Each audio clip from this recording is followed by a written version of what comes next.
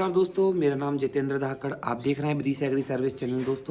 दोस्तों आज हम बात करेंगे भारत के जो मुख्य चावल है और जो मुख्य फसल है बासमती चावल, उसकी सेल की बात करेंगे कि विदेशों में कैसे सेल होती है और किस टाइप में ये हमारे देश से बाहर माल जाता है, डिमांड बढ़ती है, फिर कैसे रेट बढ़ते हैं।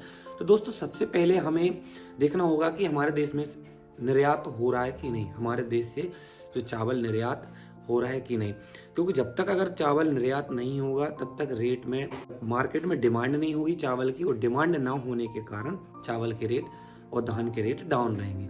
तो सबसे पहले हम जानेंगे 2023 और 24 अप्रैल फरवरी में 46 लाख टन बासमती चावल का निर्यात हुआ था, और ये पिछले साल मतलब कि 2022-23 के मुकाबले में 14% ज़्यादा था। दोस्तों हमारे देश के जो मुख्य खरीदार हैं बासमती चावल के, वो हैं सऊदी अरब, ईरान, इराक, साथ साथ अमेरिका। सबसे ज़्यादा हमारे बासमती चावल इन 4 देशों में सेल होते हैं। और दोस्तों आपको ये जानकर बहुत खुशी होगी कि भारत बासमती चावल का दुनिया में सबसे बड़ा निर्यात करता है बासमती चावल का। और गैर बासमती चावल जो होते हैं, जैसे कि जो चोवा टाइप में होता है या गैर बासमती में जो आते हैं जो खुशबू नहीं देते, वो गैर बासमती चावल कहलाते हैं। गैर बासमती चावल खरीदने वाले हमारे मुख्य प्रदेश हैं बेनिन, बांग्लादेश, अंगोला, कैमरून और जिबूती, गिनी, आइवरी कोस्ट, केन्या और नेपाल भी शामिल है, जो कि हमारे देश की गैर बासमती चावल खरीदते हैं।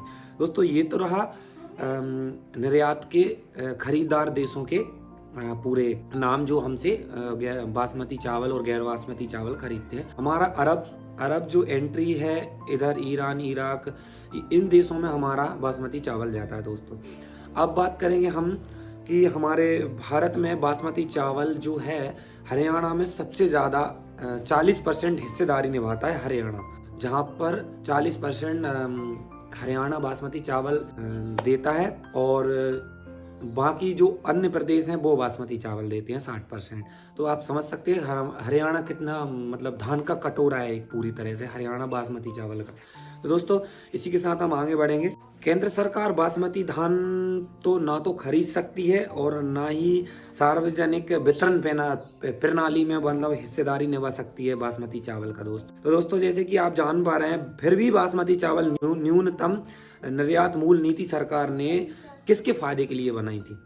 मतलब जैसे हम हमारे देश में हमारे इंडिया से जो बाहर हम चावल सेल करते हैं, बाहर धान सेल करते हैं, न्यूनतम निर्यात मूल नीति जो है भारत सरकार ने हमारे देश में जो चावल देश से बाहर सेल हो रहे थे वहां पर ये नीति बनाई थी, जो कि इन्होंने 27 मई 2024 को हटा ली। 27 मई 2024 को प्रकाशित खबर के अनुसार बासमती चावल भारत सरकार द्वारा लगाए गए निर्यात पर प्रतिबंध के कारण पिछले साल पाकिस्तान के बासमती चावल निर्यात में सबसे ज्यादा इजाफा हुआ। जैसे कि 2023 में पाकिस्तान ने 2023, 22 और 23 में 32 लाख टन के मुकाबले 2023 और 24 में लगभग 2 गुना 60 लाख टन बासमती चावल निर्यात किया। मतलब हमसे न्यूनतम निर्यात के मूल नीति सरकार जो लाई थी, हमारी सरकार जो हमारी लेके आई थी, इसको ऐसे समझते हैं। देखिए जैसे हमारे देश में कोई भी फसल हमारे देश से बाहर जाएगी तो उस पर एक न्यूनतम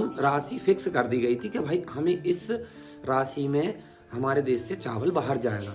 तो इसमें हुआ क्या कि हमारे देश से जो खरीदार थे, जो हमसे माल खरीदते थे, धान खरीदते थे या चावल खरीदते थे, तो उन्होंने क्या किया, वो दूसरी तरफ मुड़ गए।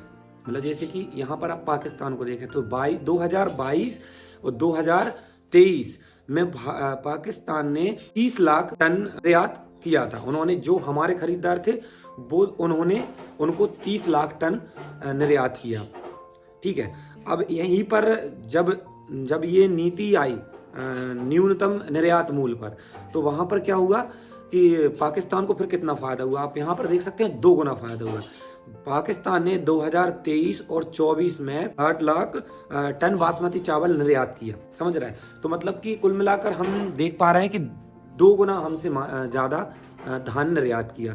तो इससे सीधा ये नीति से जो नीति लेके आई सरकार, उससे सीधा पाकिस्तान को फायदा हुआ और हमारे देश के किसानों को इसमें घाटा हुआ। 2023 में सर्वेक्षण रिपोर्ट के अनुसार दिसंबर 2023 में केवल 21,354 हेक्टेयर भूमि में बासमती चावल उगाई गई, जो कि 98.96 लाख टन का उत्पादन हुआ, जिसमें लगभग एक तिहाई क्षेत्र कम अवधि में पकने वाली पूसा 1509, 1692, 1847 किस्में शामिल थी और इनका उत्पादन 31 लाख टन हुआ। अब देखें दोस्तों, हमारे देश में मतलब फसल ज़्यादा पैदा हो रही है और डिमांड हमारे को मिल नहीं रही है। मतलब हमारे देश में फसल ज़्यादा पैदा हो रही है और विदेश से हमारे को डिमांड नहीं मिल रही, मतलब खरीदार नहीं मिल रहे हैं। अब जब खरीदार नहीं मिलेंगे तो रेट तो जाहिर सी बात है डाउन होंगे। खरीदार क्यों नहीं मिल रहा है? जो न्यूनतम जो नीति जो बनाई थी सरकार ने, इस कारण हमारे जो खरीदार हैं पहले से, जो हमारे देश के मतलब जो राइस मिलों से जो धान खरीदते थे, वो दूसरी तरफ मुड़ गया, मतलब पाकिस्तान की तरफ मुड़ गया, जिसके कारण हमारे देश में डिमांड नहीं हुई और डिमांड ना होने के कारण रेट डाउन हुई। डिमांड सबसे महत्वपूर्ण है दोस्तों। देखें कि जैसे कि आप देख पा रहे हैं, जैसे कि सबसे ज़्यादा अगर पूरे भारत में अगर पूरा बासमती चावल उगाने लगेंगे तो डिमांड उतनी नहीं रहेगी, क्योंकि चारों तरफ धान बासमती चावल हो जाएगी, तो फिर डिमांड नहीं रहेगी। डिमांड नहीं रहेगी तो समझ लो उसके 100% रेट डाउन होना है। तो इसलिए दोस्तों सबसे पहले तो हम लोगों को निरीक्षण करना चाहिए कि भाई किस क्षेत्र में कितना बासमती चावल है, किस क्षेत्र में किसमें गैर बासमती चावल है, ये तो किसी को पता नहीं होता। लेकिन फिर भी हमारे देश की सरकारें और कृषि अनुसंधान ये डाटा रखती हैं कि भाई इतना फसल ये उगा रहे हैं, इतना खरीफ की फसल में ये उगा रहे हैं। जैसे कि इसका पता हर किसान को होना चाहिए कि कौन से समय में कितनी ज़्यादा फसल उगाई जा रही है, मतलब लगाई जा रही है। तो वहाँ पर पता चल जाता है उस डाटा के अनुसार कि ये फसल ज़्यादा लगी थी, ये फसल कम लगी थी। तो अगर हम फसलों को इक्वल में रखेंगे तो डिमांड हमेशा बनी रहेगी और हमेशा हमें अच्छे रेट मिलेंगे। कोई भी हो, अपने घर की चीज़, मतलब XYZ मार्केट में हम कोई चीज़ खरीदने जाते हैं और हर दुकान पर एक कपड़े को ले लो, हर दुकान पर एक डिज़ाइन की एक ये मफलर मिल रहा है, हर दुकान पर मिल रहा है। तो मतलब कोई बेच रहा है 100 रुपये में, कोई 10 रुपये में, कोई 90 रुपये में, कोई 100 रुपये में, क्योंकि हर जगह मिल रहा है भाई, तो ये सस्ता ही मिलेगा। और अगर पर्सनली एक ही दुकान पर मिल रहा होता तो ये बोलता भाई मैं 500 रुपये में दूंगा, तो आपको 500 रुपये में लेना पड़ता, क्योंकि बंदे के पास एक ही है। डिमांड सबसे महत्वपूर्ण होती है, डिमांड। तो डिमांड कैसे पैदा होती है? डिमांड होगी फसलों की। जब हमारे देश में जब वो फसल अपन उगाते हैं, वो खाने पीने के लिए उपयोग में जाती है, तो उन फसलों को इक्वली वो लगाओ कि भाई इतनी खपत है और इतना हमारी फसल लगेगी, तो डिमांड बरकरार रहेगी। डिमांड रहेगी तो हमारी फसलों के सुनिश्चित रेट मिलेंगे। तो दोस्तों इसी के साथ में हम आगे बताते हैं कि न्यूनतम नीति जो सरकार लाई थी वो उन्होंने वो कब खत्म की और खत्म करने के बाद में फिर क्या रिजल्ट उसके रहे। तो दोस्तों ये 17 सितंबर 2024 को ये पूर्ण तरह से प्रतिबंध हटा लिया गया, मतलब अभी कुछ 2 महीने के पहले ये हटा लिया गया। जिसके बाद में हटाने के बाद में और थोड़ा और उल्टा हो गया, पता नहीं ये कैसे हुआ। वो कैसे हो गया? 2000 से 2600 रुपये कम से कम आर्थिक नुकसान हुआ अपन को, और ज़्यादा नुकसान हुआ। पहले कम था, हो रहा था, फिर और ज़्यादा, जो मतलब पूर्ण तरह से प्रतिबंध हटा लिया। न्यूनतम राशि जो बनाई थी उन्होंने वो भी हटा ली। तो इसके बाद में 2600 रुपये प्रति कुंटल का आर्थिक नुकसान और हुआ हमारे देश के किसानों को, और ये सीधे सीधा किस पे पड़ा? हम पर। ठीक है, अब इसके बाद में कैसा हुआ क्या हुआ कि जैसे हमारे देश के स्टॉकर हैं, मतलब जो स्टॉक करने वाले होते हैं, तो वो लोग क्या करते हैं, मतलब खरीद कर धान स्टॉक कर रहे हैं, राइस मिल अपने खुद के पर्सनल बना रखे हैं, तो स्टॉक करते जा रहे हैं, क्योंकि न्यूनतम राशि लगी हुई थी, जिसके कारण देश से माल बाहर नहीं गया। और जो पिछले साल का 2023 और 24 का स्टॉक था वो ज़्यादा हो गया। ज़्यादा होने के कारण अब जब जैसे ये नीति हटी, पूरी तरह से प्रतिबंध हटाया, तो हमारे देश के जो सेलर हैं वो धीरे धीरे करके सेल करने लगे, निर्यात करने लगे। और जो लोग पाकिस्तान की तरफ मुड़ गए थे, अन्य देशों की तरफ मुड़ गए थे, उनको अपनी तरफ रुख मोड़ रहे हैं। तो अब इसमें ये होगा कि जैसे जो पहले स्टॉक रखा है हमारे देश का 2024 का 23 और 24 का, वो स्टॉक अब निकलना स्टार्ट हो गया। तो अब वो निकलना स्टार्ट हुआ। जब तक वो स्टॉक होगा, जो बड़े बड़े कंपनी होते हैं, बड़े बड़े व्यापारी होते हैं जो विदेश में ट्रेड करते हैं, तो उनका जब तक माल नहीं निकलेगा तब तक वो मार्केट में डिमांड पैदा नहीं करेंगे। ये आपको सुनिश्चित कर लेना। जब उनका माल निकलना पूरी तरह से निकल जाएगा या कुछ समय बचेगा निकलने को, क्योंकि चावल सबसे ज़्यादा खपत होता है हमारे मतलब पूरे देशों में।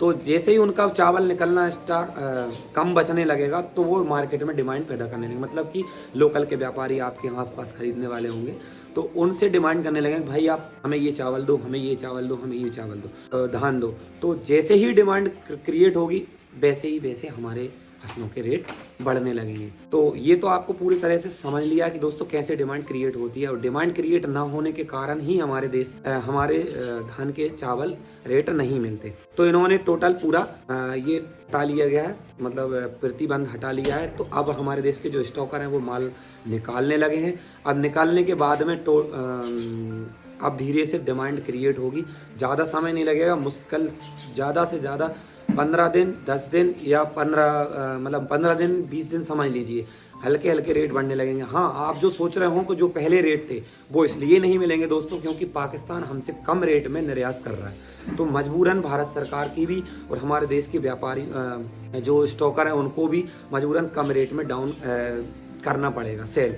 तो जिसके कारण वो रेट नहीं मिलेंगे जो आपको 3 साल पहले मिल रहे थे, 4000, 4500, 4600, ये रेट तो फिर भी नहीं मिलेंगे, लेकिन कुछ इजाफा हो जाएगा, 3000, 3500 के बीच में जा सकता है। ये मैं इसलिए कह रहा हूँ पूरी जवाबदारी के साथ में कि दोस्तों ये पूरा डाटा आप खुद स्वयं सर्च करें और इसके बाद निर्यात का विदेश में क्या माल सेल हो रहा है, क्या डिमांड हो रही है, वो सब सर्च करें, उस पर खूब निरीक्षण करें। मैंने भी 10 दिन मेहनत की है इस पर। 10 दिन मेहनत करने के बाद मैं ये वीडियो में आपके लिए लेके आया हूँ दोस्तों। और हमारे देश के एक्टिविटी, सरकार की एक्टिविटी क्या होती है, सरकार क्या कर रही है। अभी कुछ दिन या 2 दिन पहले ही अमित शाह जी की मीटिंग थी। हमारे देश के स्टॉकर हैं, बड़े बड़े व्यापारी हैं जो देश में विदेश से माल सेल करते हैं, क्योंकि उनको भी पता है, सरकार को भी पता है कि देश में किसानों के ऊपर जो रेट कम हुए हैं तो जगह जगह हड़ताल, हंगामा, प्रोटेस्ट हो रहे हैं, जिससे कि कारण बाधित हो रही हैं। पर सरकार भी ये समझ रही है कि अगर हमने कुछ नहीं किया तो आने वाले टाइम में हमको वोट नहीं मिलेंगे। तो वो भी फुल कोशिश कर रहे हैं। हमारे शिवराज सिंह चौहान कृषि मंत्री जी, उनने भी बड़े बड़े स्टॉकरों से बैठक की है जिसमें कि उन्होंने भी बात की है भाई किसानों के रेट पर, फसलों के रेट हैं उस पर इजाफा किया जाए, क्योंकि ये गलत हो रहा है। क्योंकि किसान माइनस में जाएगा तो कैसे मतलब हमारे देश की किसान रेट की हड्डी है, वो कैसे आगे बढ़ेगा। उपराष्ट्रपति धनखड़ जी ने भी शिवराज सिंह चौहान जी को अच्छी जोरदार फटकार लगाई थी कुछ दिन पहले कि भाई आप ध्यान क्यों नहीं दे रहा है, किसान पर ध्यान क्यों नहीं दे रहा है, किसान माइनस में जा रहा है, कर्जा में जा रहा है। तो इस तरह से तो पूरी तरह से किसान बर्बाद हो जाएगा, तो फिर आगे वो कैसे फसल पैदा करेगा, वही कर्जे में दबा रहेगा। तो उधर भी जोर चल रहा है और दिल्ली में जो मुख्य किसान आंदोलन कर रहे हैं उसका भी जोर है। तो फसल के रेट, धान के रेट तो बढ़ना सुनिश्चित है, ये तो पक्का है। हाँ दोस्तों, और एक सोयाबीन की पर किसान मुझे मैसेज करते रहते हैं भाई आप सोयाबीन पे नहीं बोलते। तो दोस्तों मैं भी सोयाबीन की फसल करता हूँ, लेकिन सोयाबीन के रेट इसलिए नहीं बढ़ सकते क्यों, मुझे पता है देश से हमारे जो मालदीव देश है, यहाँ पर पॉम ऑयल पैदा होता है, वो सबसे ज़्यादा हमारे देश में इंपोर्ट किया जाता है। और पॉम ऑयल आप जानते हैं वो तेल इतना बेकार होता है, घटिया होता है, इससे इतनी बीमारियां पैदा हो रही हैं जिसकी कोई हद नहीं है। जब हमारे देश में पॉम ऑयल आता है ना और उसको सोयाबीन तेल में मिक्स करके और हमें खिलाया जा रहा है, सही बात बताऊं ना तो आप 5000 रुपये कुंटल अगर सोयाबीन बेच रहे हो और उसका तेल निकालोगे ना, तेल निकाल के फिर आप खुद खाओगे तो आपको पता चलेगा कि आपको कम से कम 280 रुपये किलो के समथिंग तेल पड़ेगा, जो कि आपको मार्केट में 130 और 120 मिल रहा है। और रिफाइंड कह अगर बड़ी बड़ी कंपनियां बेच रही हैं रिफाइंड। तो दोस्तों ये आप अपनी गलतफहमी ख़त्म कर दो, उसमें 101% पॉम ऑयल मिक्स होता है। क्योंकि जब हम हमारा सोयाबीन लेकर फिर तेल निकलवाने ले जाएंगे तो आपको 200 रुपये से ऊपर पड़ने वाला है, 250 रुपये, 300 रुपये इस टाइप में पड़ेगा तुमको तेल, खुद का पर्सनल निकला हुआ तेल। तो आप कैसे मान सकते हो कि 120 रुपये में, 130 रुपये किलो में आपको लीटर में तेल मिल रहा है? मान सकते हो आप? नहीं मान सकते, क्योंकि आपको मिलेगा ही नहीं, आपको ओरिजिनल तेल मिलना ही नहीं है। आपको 100% मिक्स मतलब उसमें पक्का मिला हुआ है, कोई रिफाइंड नहीं, कुछ नहीं है, सब फालतू की बकवास है। अगर आप अपने देश को, अपने शरीर को सुरक्षित करना चाह रहे हैं तो आप सरसों का तेल पिलवाओ और खाओ। तो दोस्तों ये रहा पूरा बासमती चावल का डाटा। और आने वाले टाइम में रेट ज़रूर बढ़ेंगे। आप कम से कम 15 से 20 दिन होल्ड करें, मतलब कि जनवरी के लगते 2025 के लगते लगते धीरे धीरे रेट बढ़ने स्टार्ट हो जाएंगे, क्योंकि स्टॉकरों का माल सेल पूरी तरह से होने लगा है। और अब जैसे ही वो स्टॉकर डिमांड करेंगे तो यहाँ पर व्यापारी धान महंगी खरीदने लगेंगे, क्योंकि अभी भी यहाँ का व्यापारी जो किसान जो मजबूरी में बेच रहा है ना, भले ही फसल बिक चुकी हो, कुछ भी हो, मजबूरी हो, जो फसल खरीद रहा है यहाँ का व्यापारी, वो पूरी तरह से वेयर हाउस में रख रहा है। आप मेरी बात पर यकीन कीजिए, आप अपने नज़दीक में जाकर देखिए, हर व्यापारी वेयर हाउस में माल रख रहा है। क्यों रख रहा है? उसको पता है कि रेट बढ़ेंगे। तो दोस्तों ये खबर आपके आसपास ज़रूर पहुँचाएं और हर किसान को ये सूचना दें। दोस्तों मेरा आपसे बस यही निवेदन है, आप मेरे चैनल को सब्सक्राइब करें और मुझे सपोर्ट करें। मैं आपके लिए बहुत कुछ करूँगा। धन्यवाद दोस्तों, जय राम।